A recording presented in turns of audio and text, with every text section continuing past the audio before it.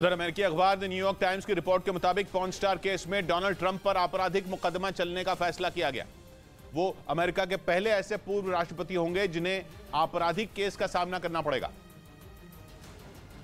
क्योंकि न्यूयॉर्क की मैनहट्टन अदालत ने पॉर्न स्टार केस में उन्हें आरोपी करार दिया, जिससे डोनाल्ड ट्रंप की मुश्किलें बढ़ गईं, क्योंकि अब अदालत में उनके ऊपर एक अपराधी की तरह केस चलाया जाएगा और इसके लिए कोर्ट ने ट्रंप को 4 अप्रैल तक अदालत में सरेंडर करने का आदेश दिया है, ताकि उनके खिलाफ आगे की कार्रवाई शुरू की जा सके।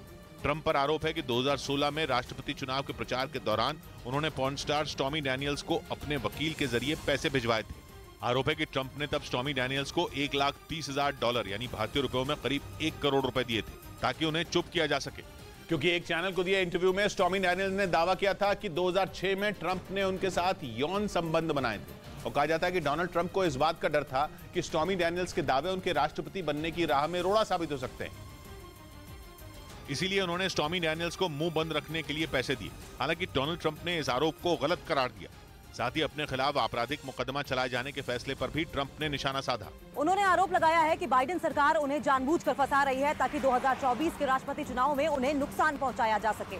इस बीच ट्रंप के कोर्ट में सरेंडर को लेकर न्यूयॉर्क में तैयारियां भी तेज हो गईं, क्योंकि कुछ रोज पहले ही ट्रंप ने अपनी गिरफ्तारी की आशंका जताते हुए अपने समर्थकों को सड़कों पर उतरने के लिए उकसाया था, जिसके बाद से ही पुलिसकर्मी पूरे शहर में गश्त दे रहे हैं, ताकि ट्रंप के सरेंडर के दौरान अगर प्रदर्शन हुए तो उनसे निपटा जा सके। इधर मध्य प्रदेश के इंदौर में हुए मंदिर हादसे में जान गंवाने वाले श्रद्धालुओं की संख्या 36 पहुंच गई। हादसे के 24 घंटे बाद आखिरी शव मिला, जिसे कुएं से निकालने में रेस्क्यू टीम को काफी मशक्कत करनी पड़ी। 40 फीट गहरे कुएं के ऊपर बनी छत धंसने से करीब 50 लोग नीचे गिर गए थे। मंदिर के भीतर मौजूद कुएं में बड़ी सावधानी के साथ रेस्क्यू ऑपरेशन चलाना पड़ा। हादसे का शिकार हुए 16 लोग अस्पताल में भर्ती कराए गए। इस बीच दक्षिण कोरिया का दावा है कि उत्तर कोरिया में वीडियो शेयर करने पर भी कई लोगों को फांसी के फंदे पर लटका दिया गया। दक्षिण कोरिया के मुताबिक उत्तर कोरिया के शासक किम जोंग उन ने इसी तरह के कई दूसरे फरमान भी जारी किए, जिनके मुताबिक अगर उत्तर कोरिया में कोई भी वीडियो शेयर करते हुए पकड़ा गया तो उसे फांसी की सजा दी जाती है। यानी दक्षिण कोरिया का दावा है कि किम जोंग उन ने सोशल मीडिया पर वीडियो शेयर करने पर पूरी तरह से रोक लगा रखी है। यही नहीं, उत्तर कोरिया में लोग धार्मिक गतिविधियों के वीडियो भी शेयर नहीं कर सकते। इसके अलावा वहाँ नशीली दवाइयों को बेचने और खरीदने के आरोप में भी लोगों को सूली पर लटकाने का कानून है। दक्षिण कोरिया के मुताबिक उसे ये जानकारी उन लोगों से मिली जो पिछले 5 साल में उत्तर कोरिया से भागकर दक्षिण कोरिया की शरण में पहुंचे। इधर त्रिपुरा विधानसभा में पौन देखने के आरोप में विपक्ष ने बीजेपी विधायक पर कार्रवाई की मांग कर दी। उन्होंने बीजेपी विधायक जादव लाल नाथ की कड़ी आलोचना की और उनके खिलाफ कार्रवाई की मांग कर दी। उन्होंने विधानसभा स्पीकर से बीजेपी विधायक जादव लाल नाथ को 6 साल तक सस्पेंड करने की मांग की। Jadav Babu on moral ground he should resign. BJP विधायक जादव लाल नाथ का विधानसभा की कार्यवाही के दौरान मोबाइल चलाते हुए एक वीडियो वायरल हुआ। आरोप है कि उस वक्त वो मोबाइल पर पॉर्न देख रहे थे।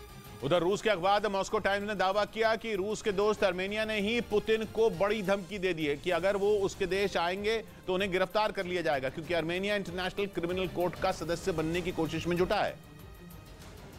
और इंटरनेशनल क्रिमिनल कोर्ट ने ही युद्ध अपराध के मामले में पुतिन के खिलाफ वारंट जारी किया है। पुतिन का आरोप है कि उनके आदेश पर ही यूक्रेन से हजारों बच्चों को अगवा करके रूस ले जाया गया।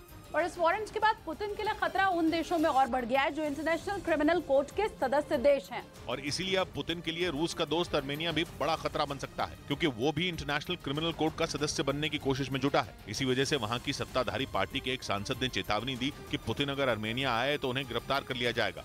और इसीलिए आर्मेनिया के सांसद ने पुतिन को यह नसीहत भी दी कि वो आर्मेनिया नहीं आए तो अच्छा होगा, क्योंकि इंटरनेशनल क्रिमिनल कोर्ट से जुड़ने के बाद आर्मेनिया की मजबूरी हो जाएगी कि वो पुतिन को गिरफ्तार करे।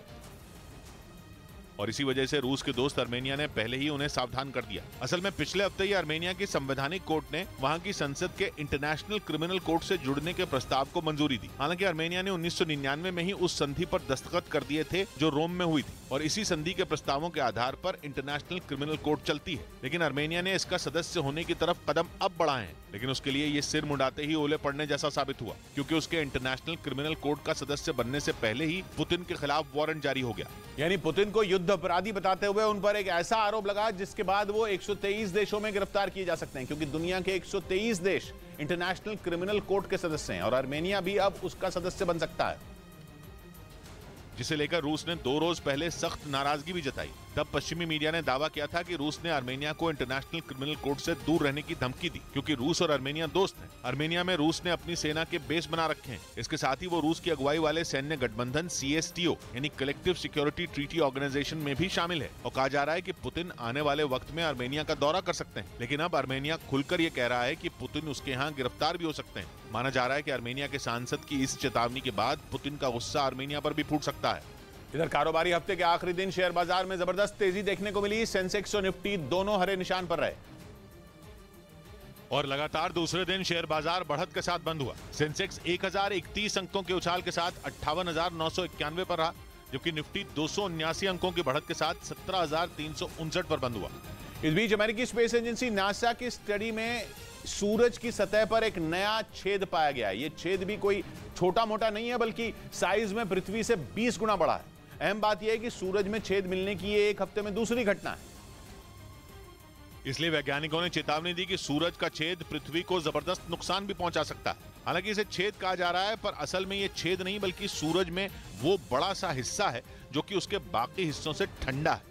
अनुमान है कि सूरज के इस छेद की वजह से 800 किलोमीटर प्रति सेकंड की स्पीड से भी तेज चल रही सोलर विंड पृथ्वी पर आ सकती है। स्पेस में रिलीज होने वाली ये सोलर विंड पृथ्वी की कक्षा में चक्कर लगा रहे उपग्रहों को बर्बाद कर सकती है। आशंका जताई जा रही है कि पावर कट हो सकता है, यहां तक कि उड़ानों पर भी असर पड़ सकता है। इधर दिल्ली में पूर्व डिप्टी सीएम मनीष सिसोदिया को दिल्ली की राउज एवेन्यू कोर्ट से राहत नहीं मिली। दिल्ली आबकारी घोटाले से जुड़े मामले में कोर्ट ने उनकी जमानत याचिका खारिज कर दी, जिसका मतलब है कि उन्हें 5 अप्रैल तक न्यायिक हिरासत में ही रहना होगा। हालांकि राउज एवेन्यू कोर्ट के इस फैसले के खिलाफ वो हाई कोर्ट में अपील करेंगे। दिल्ली के पूर्व डिप्टी सीएम मनीष सिसोदिया को सीबीआई ने दिल्ली आबकारी घोटाला मामले में 26 फरवरी को गिरफ्तार किया था। उधर एक दूसरे को धमकियां देते आ रहे रूस और अमेरिका के बीच अब ऑल आउट वॉर छिड़ने की आशंका गहरा गई है, क्योंकि अमेरिका ने जिस बात का डर जताया है वही हुआ। पुतिन ने अमेरिकी अखबार द वॉल स्ट्रीट जर्नल के रूस में काम कर रहे एक पत्रकार पर हाथ डाल दिया। इसलिए डर है कि अब अमेरिका वर्सेस रूस खुलकर हो सकता है, क्योंकि अमेरिका अपने आम नागरिक पर जरा सी आंच बर्दाश्त नहीं करता। और यहां तो पत्रकार का मामला है, वो भी कोई छोटा मोटा पत्रकार नहीं, बल्कि रूस की खुफिया एजेंसी FSB ने अमेरिका के नामी अखबार द वॉल स्ट्रीट जर्नल के पत्रकार इवान गिर्शकोविच को हिरासत में लिया है। यही वजह है कि अमेरिका ने अपने नागरिकों को सीधी सीधी चेतावनी जारी कर दी है कि वो भूलकर भी रूस न जाएं, क्योंकि रूस में उनकी जान को खतरा हो सकता है। अमेरिका के विदेश मंत्री एंथनी ब्लिंकन ने तो ये तक कह दिया कि जो अमेरिकी पहले से ही रूस में मौजूद हैं, वो भी वहां से तुरंत निकल जाएं। मतलब अमेरिका को समझ में आ गया है कि पुतिन अब किसी को भी बख्शने के मूड में नहीं है। अमेरिका की आशंका जायज भी है, क्योंकि शीत युद्ध के बाद ऐसा पहली बार हुआ है जब रूस ने अमेरिका के किसी पत्रकार को जासूसी के शक में हिरासत में लिया। इसलिए अमेरिका को किसी भी वक्त रूस से युद्ध होने की आशंका दिख रही है। रूस का आरोप है कि इवान गिर्शकोविच अमेरिका के जासूस हैं, जो बाइडेन सरकार के इशारे पर रूस पर नजर रख रहे थे। रूस ने दावा किया कि उसने अमेरिकी पत्रकार को रूस की एक डिफेंस कंपनी के बारे में टॉप सीक्रेट जानकारियां जुटाते हुए रंगे हाथ पकड़ा।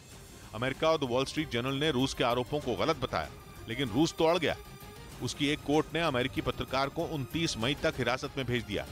और अगर अमेरिकी पत्रकार पर जासूसी का आरोप साबित हो गया तो रूस के कानून के हिसाब से उन्हें 20 साल के लिए जेल में डाल दिया जाएगा। इसलिए अमेरिका आरोप लगा रहा है कि पुतिन उसके साथ ब्लैकमेलिंग का खेल खेलने में लग गए हैं। उसका मानना है कि यूक्रेन की मदद करने की वजह से पुतिन अमेरिका से बदला निकाल रहे हैं, क्योंकि जब रूस अमेरिका से सीधे सीधे भिड़ नहीं पाया तो वो अब उसके पत्रकार को हिरासत में लेकर बाइडेन प्रशासन पर दबाव बनाने की कोशिश कर रहा है। इधर बिहार में बिजली के दाम बढ़ाने से नीतीश सरकार ने इनकार कर दिया। हाल ही में BERC यानी बिहार इलेक्ट्रिसिटी रेगुलेटरी कमीशन ने बिजली कंपनियों को 24% दाम बढ़ाने की मंजूरी दी थी। लेकिन अब बिहार सरकार ने फैसला लिया कि बिजली दरों में बढ़ोतरी नहीं होगी। एक टैरिफ होना चाहिए, वन नेशन वन टैरिफ। क्यों? नीतीश सरकार ने बिजली बिल में सब्सिडी देने के लिए अलग से 13,114 करोड़ देने का ऐलान किया।